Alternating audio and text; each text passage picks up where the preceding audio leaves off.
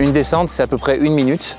Et en 1 minute, il va falloir qu'on prenne énormément de décisions puisque dans chaque virage, on a à chaque fois plusieurs scénarios qui se présentent en fonction de la manière dont on rentre ou on sort du virage précédent.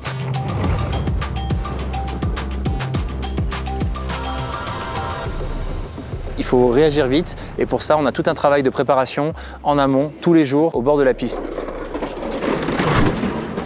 On fait des reconnaissances, le coach et le pilote, et puis on discute des trajectoires. On utilise la vidéo pour se corriger. Et puis on a aussi tout un travail de mémorisation en représentation mentale, en imagerie mentale, pour pouvoir prendre les bonnes décisions au moment venu.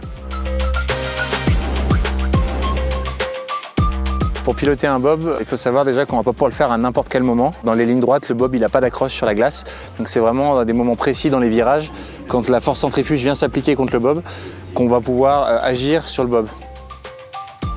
Une bonne trajectoire, ça va être une trajectoire qui va permettre au bob de toujours regarder vers l'avant, être poussé vers l'avant. Et pour ça, on a 2 manettes qu'on va actionner à des moments bien précis pour pouvoir prendre des bonnes trajectoires et puis surtout faire accélérer le bob à chaque virage. En termes de vitesse, ça va dépendre des pistes et ça va dépendre de l'engin avec lequel on descend. Donc si on descend en bob à 2, on va un petit peu moins vite qu'en bob à 4 parce qu'en bob à 4, on est plus lourd et le poids nous aide à descendre de plus en plus vite. Le record du monde, c'est 157 km/h et chaque piste est unique. Elle s'adapte en fait à la montagne sur laquelle elle a été construite. Donc il y a des pistes qui sont plus ou moins techniques, qui sont plus ou moins rapides. Chaque piste est différente.